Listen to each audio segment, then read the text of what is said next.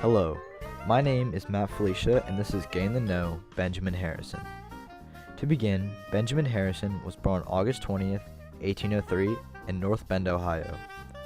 He was the grandson of former President and war hero William Henry Harrison.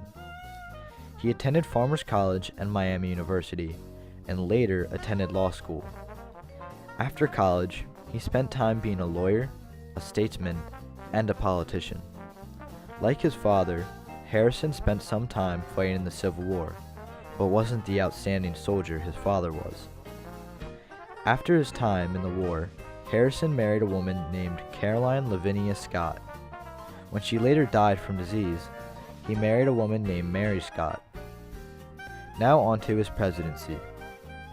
Benjamin Harrison was elected president in 1889, and his vice president was Levy P. Morton. Harrison belonged to the Republican Party due to his religious beliefs and his love for big businesses and entrepreneurs.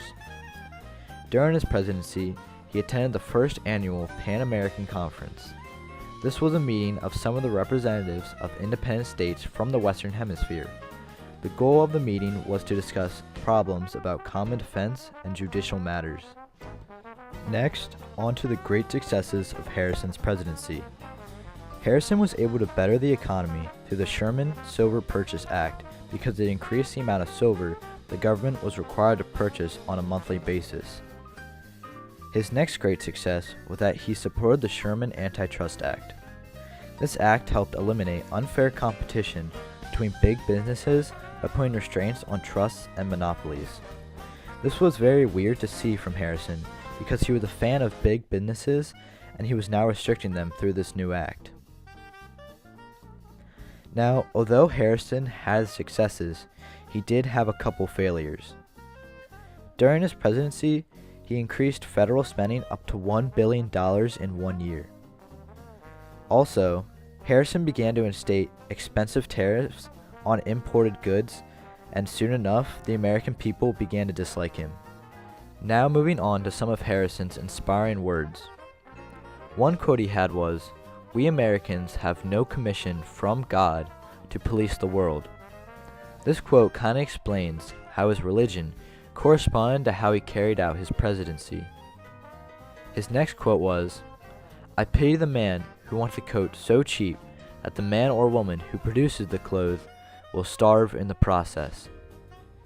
In this quote, Harrison explains how it isn't morally right to support these big businesses overseas where people work to get paid barely anything for their hard labor.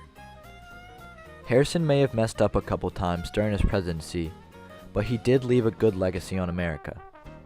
To begin, Harrison was the first president to have electricity installed in the White House, but stories say Harrison was too scared to touch the switches out of fear he would get shocked.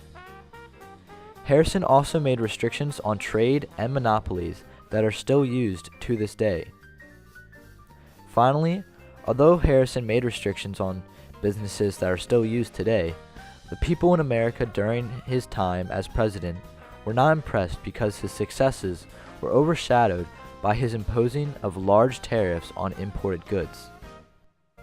Harrison didn't go on to serve a second term and was beat by the former president Grover Cleveland in the 1893 election. This has been Gain the Know Benjamin Harrison.